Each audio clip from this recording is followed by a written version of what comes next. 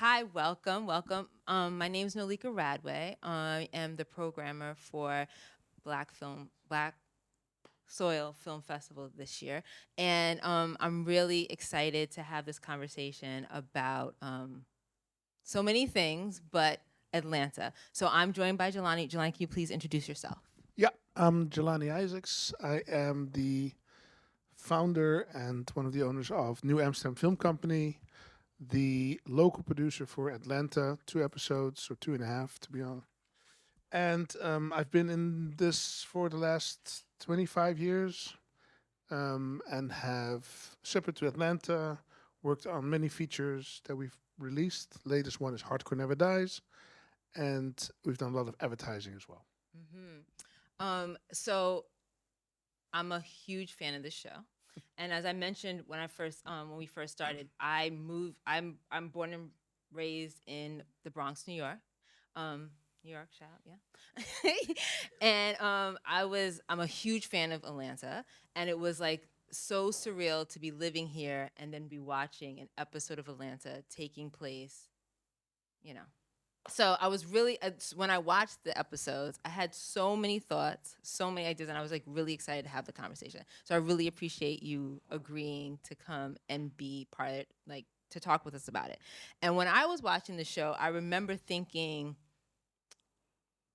I wonder if they had any black people working on this. Like I was like watching the whole the whole season and all the episodes in Amsterdam, and I was like, who did this? Like who they talk to?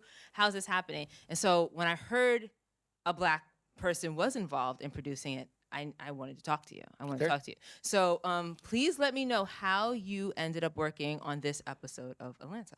So it's as surreal for me as it was for you because um, after season 2 ended, I cursed Glover for a long time because he kept doing new songs with Childish Gambino, working on other shows, but he wasn't writing on season 3. I was sure of it because we had to wait, like, I think, almost a year and a half.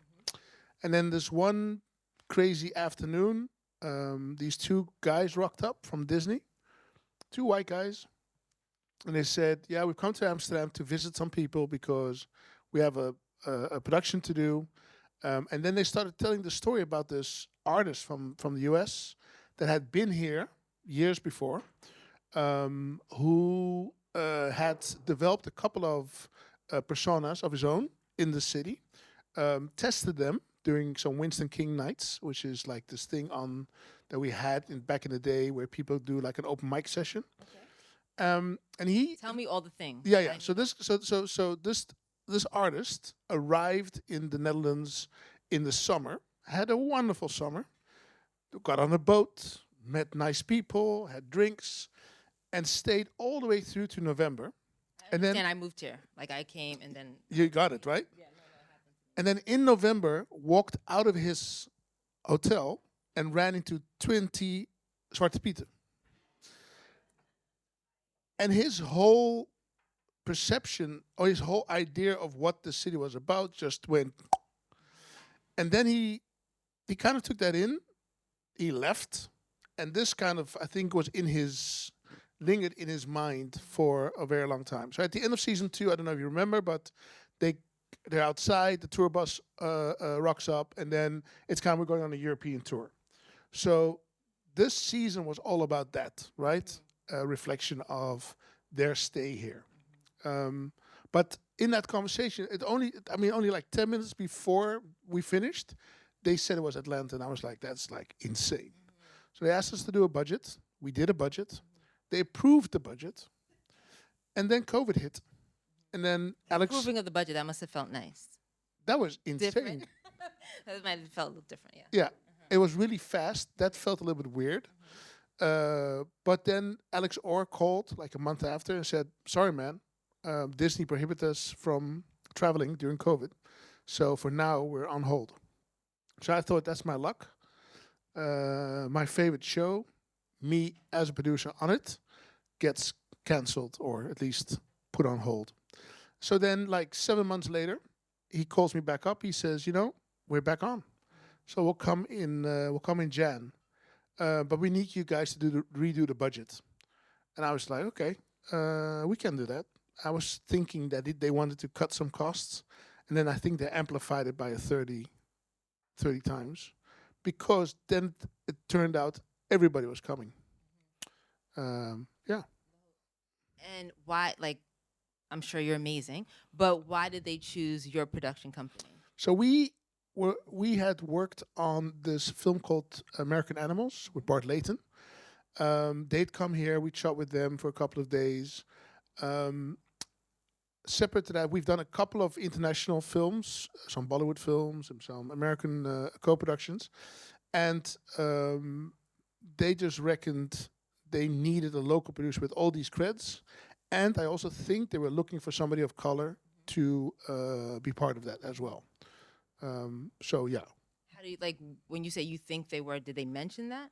Because I'm curious. I mean, Um, I don't know. I think the when I met the team later, I kind of saw how they put their kind of crew together and how they handpicked the heads of department and all that, and it's very specific. It's very close to who they are. Although I'm not American, I think to a certain extent we share that weird. You're not always sure if you're welcome somewhere, and that part is what we all kind of spoke about in the first like month and a half. On calls, we just said, how is it to be in the Netherlands, and how is that? I mean, how do you get your career to a certain level, and blah blah blah. So they were as curious to hear about how I did it as I was obviously to hear about how they did it.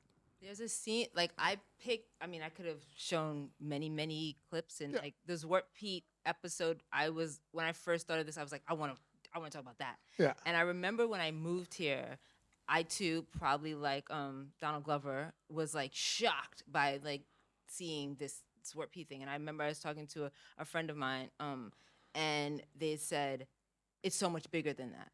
Like you're like it is Warp Pete, and it's so much bigger that. And when I was thinking about having this conversation, I was like, yeah, there's so much around race and how it functions in Europe and how that looks different than what it is in the US and all of the things to talk about. But for me as a Black American person, it was like shocking. Sure. And I'm wondering how I mean, it's such a responsibility Sure. to be communicating that. And I'm wondering how you did that, like how you decided or how you thought you were going to show this and be authentic to what it is to be a Black person living in. Oh yeah. Okay. So the that's Netherlands. yeah. That's a little bit of a weird thing for me, because both my parents are from South Africa, Cape Town, and they came here end of the '60s, and they ran the ANC movement here for like a long period of time. So when I was growing up, What is it? You got to tell us all the things. What is the ANC movement? yeah, so the ANC is the National Congress, which is like at the moment is like the biggest political party in South Africa, but at the time was like the resistance party, and a lot of South Africans left the country to fight apartheid from outside inside, and they ran a big chunk of that from Amsterdam. And so my youth was drenched with demonstrations, talks, all these very clear anti-racism thoughts that I was a part of, that I could, that grew me as a kid. But then when I went into film, it stopped. It was like film is like a bubble, and if you're in that bubble, you don't really have to worry about what the rest of the world is doing, because that bubble just keeps moving. So you work from set to set to set to set to set to set to set. So all of a sudden, I'm like 40, and I finished my run. I wake up, and then when I wake up, I see that everything that I believe in, everything that I've seen, everything that my family's about, that my parents are about, is not the way it is in the Netherlands. So it's almost like I've been living this alternative life, right? So I think that's to connect with Atlanta. What Atlanta keeps doing is it keeps kind of taking a problem that we have, an issue we have, a challenge we have, and then it kind of takes it into kind of a new perspective, or a new, almost like a realm, I think they call it neo-Africanism. They pull it out, and then they throw it back right back at us, and then we go, oh shit, I never actually, and that's, I think, is the reason why this project, also the way of working, was very natural to me. I got it from the get go. But what they didn't do is, and sorry to say, a lot of Americans do, they didn't throw their Americanism onto us, but they asked us to reflect back on their script. So all the dialogue and all the little cultural inserts that you recognize if you're Dutch come from us, because obviously they couldn't come up with it, but they also didn't want to colonize coming in. Can you give us an example of something So specific? there's a very, at the beginning of the scene you just showed, they go out to get stroopwafels that are laced with drugs, right? So with weed, and there's it's almost like a weird thing is where Dutch people actually never sit down and smoke at a coffee shop. If they do, it's because they're meeting friends. But So I mean, I was like, really? Who's all the people in there? But in general, we walk in, we get our weed, and we go to wherever we're going to be using it, and it's almost like you're on this. It's always English. Every time I'm in a coffee shop, everyone's speaking English. This makes so much more sense. Yeah. Now. So it's a weird, and something else that's really crazy is that most Dutch people that have smoked weed stopped smoking weed at like 19 or so, because I started at like it was 40. not it's not interesting anymore. Anyway, so that thing. So who do you see in these places? Who do you see in the red light district? Who do you actually run into in the streets? That's something that only from a Dutch perspective you can go, yeah, that's weird. Why would all these people, you know what I mean? So stuff like that, and then obviously there's a lot of scenes in those episodes, the way the sneezing, all these little. It's so interesting that what you're saying, and we're gonna watch a full episode in a second. But it's so interesting you're saying. When I watched it the first time, I was like, "Where are all there should be more Black people?" And what? And then when I've watched it many times. When I was watching it and preparing for this, there's a way that I think Al says. The other dude, why can't I think of his name? Lakeith's with the character Darius is like, where are all the Black people? And then Al's like, I see one right there. I see one right there. I see one right there. And I was like, yeah, that's how, like for me now, yeah, I see one right there. I'm right here, but if you're coming, what you think Blackness looks like or how it should appear, it's different. So I felt like there was like a lot of, watching it again, like a lot of nuanced things. The white tears, like walking, like I've been in art, like I was like, yeah, that's accurate. That feels real to me. Is that why you chose that scene? Yeah.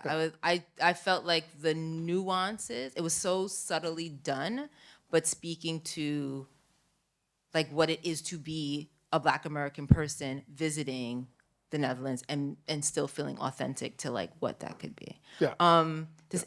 We're gonna switch, but does anybody have like something on their mind that they want to ask Jelani before we move on to the next thing? No? This is so interesting here. Like I've done a couple talks, people don't, no questions? No, Okay. I just wanted to highlight one thing Please. that I really like was the talk about the rights. So the one thing that we've kind of we forgot to do is we don't have Black equity. In realness, we don't actually own the billions. So that moment is almost like for me it was like, oh shit, do I own the rights to this to what I'm doing now? And then I re-looked the contract, and Disney owns everything, including the rights of the local. I've got nothing to show for. So that's like that's why I like the fact that they gave everybody a goofy hat. Yeah. Atlanta knows that they've sold. No, they know. They know they sold their souls to Disney, and the representation of what they don't want to be is Disney. And then I thought, shit, now Atlanta owns us. You know what I mean? Because these stars, they've exploded. They haven't changed in the core of their thinking. They're still like, we got to keep poking the bear. Yeah. That was for me. It was like, we're all fans. I think a lot of people we're fans of the show. They do it well. They Yeah. do it well. Thank you so much. Sure. We're gonna watch another episode and then we're gonna have more conversation. So.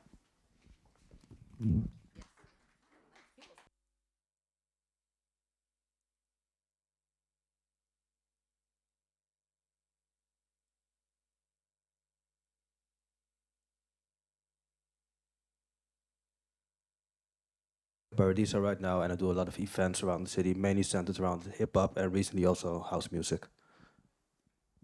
Hi, my name is Jarmil. I like to do deep dives in indigenous African and African diaspora cultures. I like to read, travel, collaborate, and use the knowledge and resources I have to build community and empower people. Awesome. So again, I wanted to have this conversation, and so I just asked around, who should I talk to? Who should I talk to? And I landed with you two wonderful people, because you're big fans of the show, and then also you are of the culture. Like you live here, you're from here, and I wanted to hear more about like where that intersection happens. So my first question to both of you is like, we heard from Jelani some of like what work went into making sure, or like thinking about how, I guess how Black people maybe, but also like Black culture in the Netherlands was portrayed and thought of, and like what they worked to get right. And I'm curious for you guys, as you watch it, what you thought was missing. For me, actually, I see a lot of Dutch culture in these few episodes. I don't see so much of Black culture that's happening in Holland that's being portrayed in these episodes. Of course, there are a lot of references of the issues we have here. The episode was recorded around Sinterklaas. The Zwarte Piet, but also the two girls that Paperboy was having sex with, and one makes the remarks and they end up fighting. I thought that's very well done, because it kind of shows the ignorance of some people when they talk about Sinterklaas comes early for you this year. I really love to see that. But I think there's a lot of things happening in Amsterdam around Black culture or hip hop culture, which is not necessarily the same. But I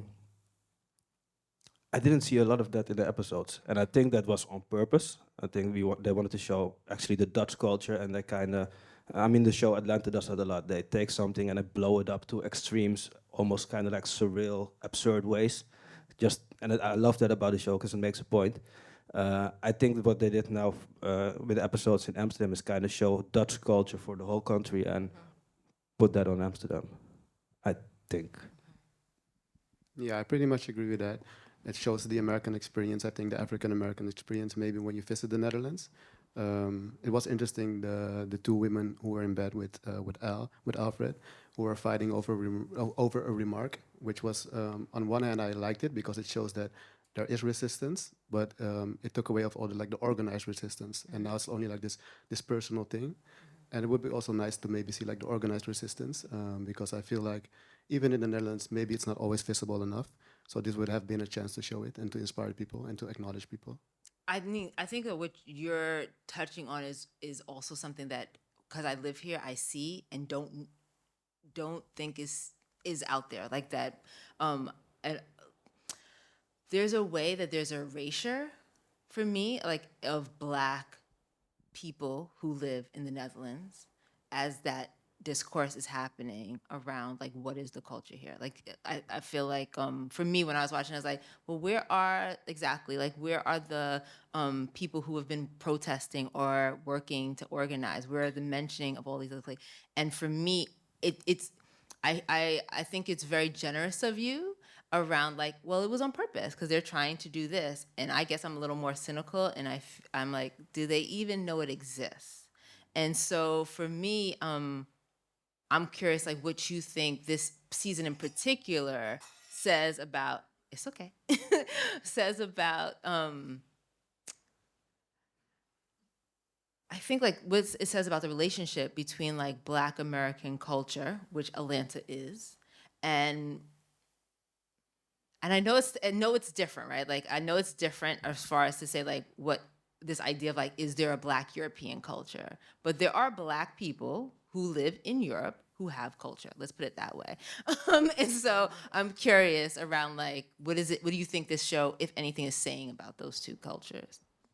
I think actually the show is actually very capturing the situation as it is. I don't feel like there's an actual relationship between African American culture and communities and European and especially African communities in the Netherlands. I don't feel like they connect in any way. And in the show, for example, especially when you look at the episodes that were taped in the Netherlands, you see there's no Alfred, Ern, Vanessa, Darius. None of them actually talks to a black person in the show. It doesn't happen. So I feel like that's the truth.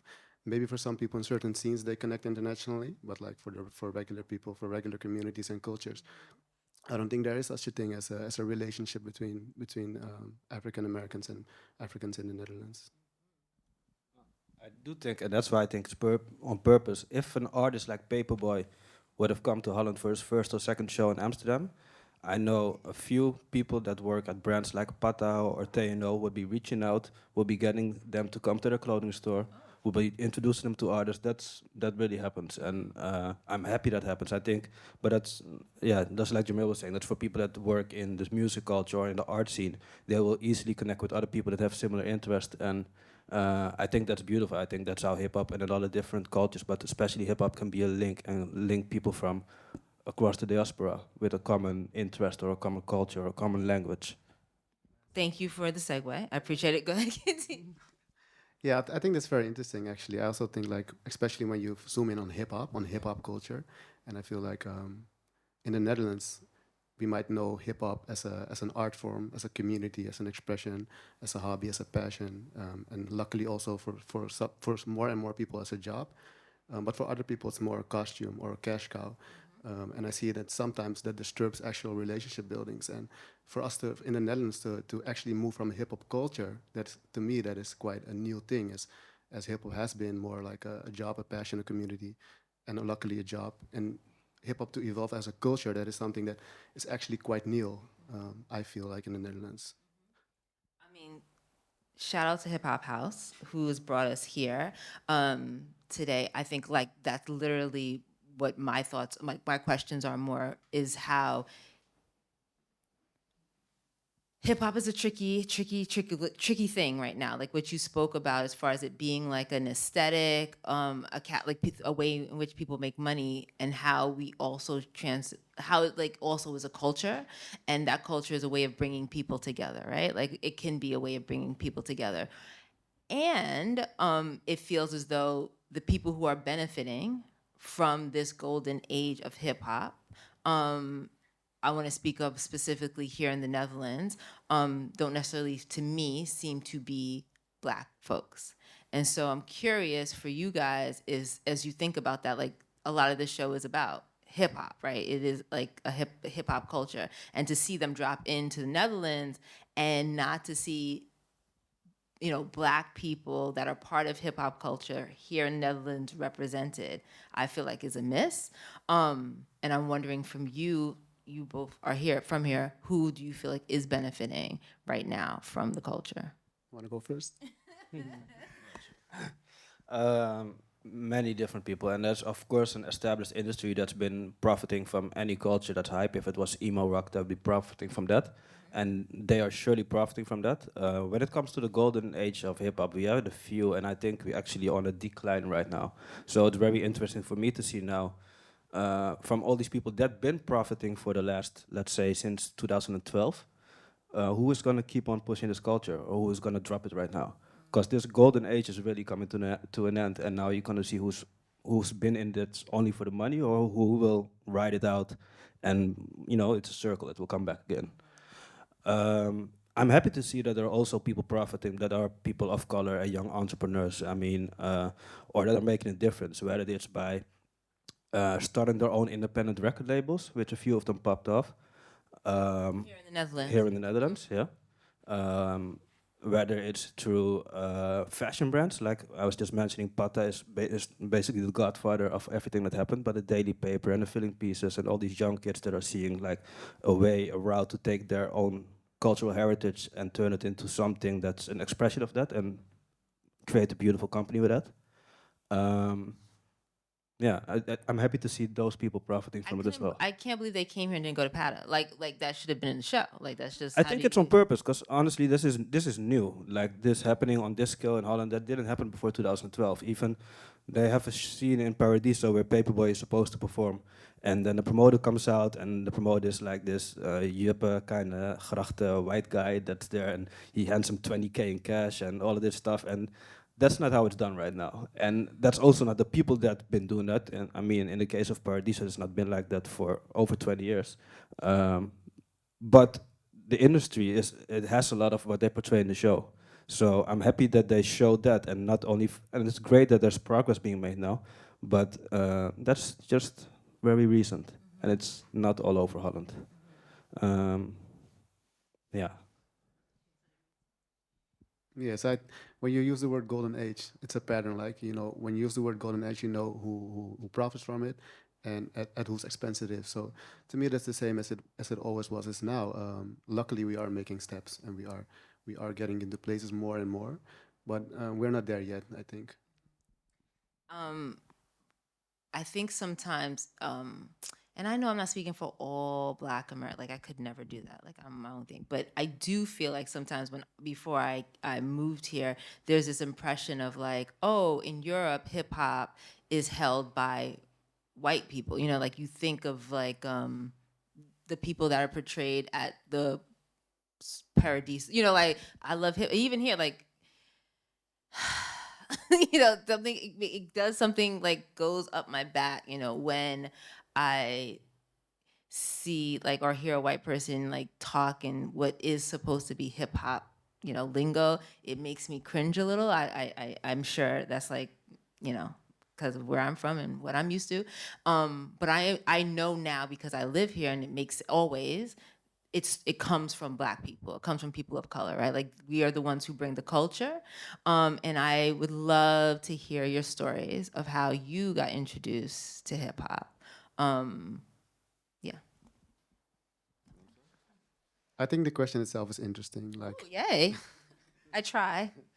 Like when you ask me when do I got introduced to hip hop, to me there's no like conscious memory of when I got introduced to hip hop. And but I do know, like, I think the first how I got introduced to hip hop is it's a product of hip hop, like a hip hop song, and later on like hip hop music, like being in the charts in the Netherlands as well, and later on by art forms. But when you talk about when you got introduced to hip hop culture, what I was trying to say earlier as well, I think it's fairly new. I think, yeah, we used to seeing these products coming to our lives, and we may recognize ourselves in it because they're also Black people.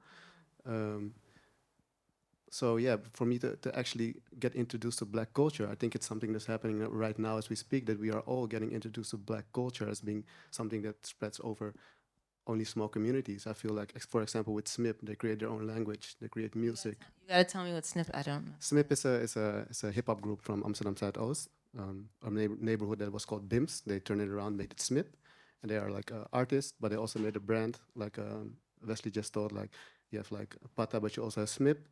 And but other than that, they create the actual language. They made a dictionary. They make like when we talk about hip hop, for example, we talk about sharing knowledge. They made their own university, and they're making actually a way of looking at life and political statements. And I feel like that was missing from hip hop in the Netherlands, in a broad way. Of course, were communities just like Hiphophuis, for example, that has always been doing that, or Wesley himself. But I feel like it's fairly new for actually young people to make political statements, to talk about knowledge, about knowing thyself, about those kind of things. I think that's very new, and to me, that is the definition of culture. So I think that's new. Interesting. yeah, totally agree with that. And happy to see some youths that are doing it now. And I think in the early days there were some people that were doing this as well in like the early, like in the 90s when some people in Holland started messing around and doing things with hip hop music. Um, yeah, for me, my introduction to hip hop culture is also difficult to pinpoint exactly. Like seeing things on MTV as a kid sparked my interest. Um, it was actually kind of a segue also, because before I bought hip hop albums, what I bought first were Thunderdome CDs. What? Thunderdome. Thunderdome. Yeah, Like he made a movie about that. He knows. Thunderdome is gabber. It's kind of like hard techno. It's like 160 beats per minute. It bangs. It goes very loud. And I listened to that for about 1.5 years when I was still in primary school. And my older cousins and nieces, they heard that I was listening to this music, and they kind of woke me up like, "Hey, why are you listening to this music?" I'm like, "Yeah, I just like it. It's like it's raw and it's dark and this and that." And said, like, "It's not for us."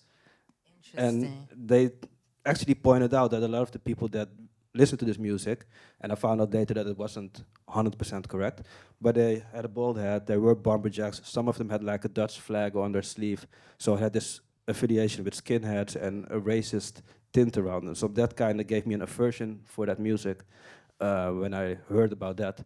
Uh, and hip hop was right around the corner, as was reggae and dancehall. Um, I think that's when I dove in deeper to it, and just being in high school, meeting. That's number two. being in It's okay.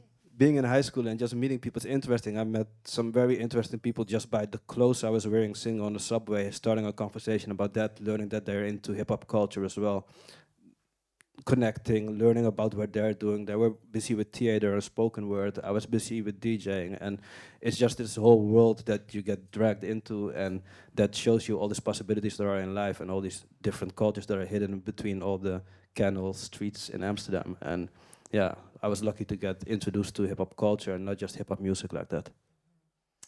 When Jelani was talking, told the whole story of how I want to say Childish Gambino, but Donald Glover came and had this experience and like came out and saw the Santa Clauses and had this, I don't know, something he had to wrestle with. And I'm wondering for you guys, like, what do you want the larger world to know about what it is to be, like what it is to be, what is the Black experience, what it is to be, like, what's missing? Like, what do Things you wish you walked out of that club and saw? You know what I'm saying? Like, what do you, yeah. walked out of the club. Oh, Childish Gambino back then. Yeah, back then. Like, he came out, he saw this, and was like, what the fuck's going on in the Netherlands? Like, but there's so much other things that are going on. Yeah, I'm well, wondering. true. I'm kind of happy he saw that though, because this is a reality that people in Holland kind of like to sweep under the rug, or he fell down a chimney or whatever. Yeah. It's talking about these issues always felt like a difficult thing in Holland compared to, for instance, America. Issues about race, I would say, there are some people in this room that really made this a thing that we can talk about way more now. But before COVID, before the murder of George Floyd, there have been instances, but every time we talk about this subject, there was a thing going around over here like, but we're tolerant in this country, and everything is cool, right? And, just a little bit of self-reflection and owning the yeah, it's a guilt feeling, I guess, but owning the responsibility that came with being one of the last nations in this world to get rid of slavery and all the colonialism that attached to that. I mean, there is something instilled in this country that's deeply racist, and we don't like to talk about it, and people like to sweep it away, and that is it's always lingering in the back of your head. It's making you're I'm so like you're making me really hopeful about like the idea that what this show can do, because right, everyone, all like so many people who are seeing it is also allowing what your struggle is as a Black person living here to be wider. So I'm happy it's being Yeah. shown on this scale. I'm happy that there are a bunch of artists every year picking it up around November, December, and they're posting what's happening in Holland Yeah, and showing a the lot. blackface. Because I mean, we might have a minister president that's going to be proud of it, but before, yeah, it was something that people in Holland had to explain abroad. And I think that's when they started looking at, maybe we need to change something about this tradition. And I mean, in the end, fuck this whole tradition. It's just a sign of something deeply rooted. Yeah, And yeah. there's definitely a reason they won't let it go. Yeah. There's definitely a reason they won't let it go. Yeah, I have to agree on it being good to be shown on a bigger platform, so people actually know, and it's more difficult for Dutch racists to hide behind the ways they're trying to hide behind it. So that's a good thing, and it would have also been nice, like maybe for Don Glover himself, if maybe you saw like predominant areas that are predominantly Black, and to see like the diversity of blackness of African diaspora in the Netherlands. Yeah. And see also how it develops. Like if I look at one generation before mine, it was very separated, and like you belong to this and you're not that.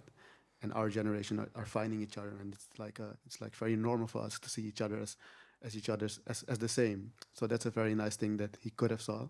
So maybe that. Thank you both so much for sharing your thoughts. I feel like I learned a lot. I don't know if anyone else has any quick questions or anything they want to ask. Oh, yay. I think that where I see it, which is like, it's like sometimes I have to like, it's shocking to me, is how comfortable Black Europeans are with white people and how they engage with hip hop culture. It's like shocking to me. And not to say that like Black people all, aren't doing that. Like Eminem is a thing, and if you like all that shit is real. But the level of comfort of like about it, I've had to shift my thing. Like I'm like, oh, it's okay for that white person to be here in this space with us. That like, and it's I don't know. It's not a wrong or right thing, but I think part of that might stem from what you're saying. Even hear your stories, like I'm like, when did you get into? So I was like, oh, TV. Like it came to me, versus like my experience and what it looks like there. But I don't know. I would just say like that is one of those things that are shocking to me. But I do, and I will add that I do think though, like what is Black is for like all Black people. Like I'll put that. I'll say that. That's my perspective, and I think that's really helpful for us. I think that's really helpful for us out here, like doing what we're doing, like to know that we got each other. But I don't know how to, yeah, I don't know how that works with how we engage with like whiteness. But yeah. Maybe a little bit side thing to your remark. But yeah, that's for hip hop culture, and a lot of people get it's imported basically. I mean, we have our own style of it. But I think a lot of people here in Amsterdam, also Rotterdam, but people of Surinamese or of Antillean descent, um, they will like hip hop, but there are a lot of other cultures from around the world that appeal maybe even more to them. What we call Dutch hip hop in Holland is actually more Dutch dancehall or Dutch Afrobeat. It's very much influenced by Jamaican music or by Nigerian music. So in that regard, what we create here, and it might be very much influenced by hip hop way of life, but it's very much inspired by a lot of other music from around the world. I think that's a big difference. Yeah. I love that episode with Paperboy get chased down the street by these guys, because that's exactly the type of kids that you would see at, let's say, Wuha Festival. But if you would go to a reggae festival or a dancehall festival, they won't be there. But you can't have hip hop without reggae. Do you know what I'm saying? You can't have hip hop without. I'm Jamaican too, so I also have feelings about that. And I think that's the thing. Like we see, like there's like soul. There's like a soul in the music that even if we all make our own iterations of what it sounds like, we can tap into where like what it is. Like it's in us. I just think it's the beginning of a conversation, and I'm really excited to be here in this space with all you people. Because now I live here, I keep saying it, like I'm here too. And like be shifting it, right? Like to be shifting it, and I'm happy that it's being elevated. And I just don't. I think it's really important for me as a Black. I don't even know a Black American person because I grew up there, Black Jamaican heritage, whatever, to make sure that there's not an erasure of the Black experience here in Holland, but also like in Europe because it's here, it's happening, right? Thank you all for coming, being part of our talk. Don't leave yet. I want to clap for everyone that talked, but I have a little treat for you. I have one little treat for you to watch real quick.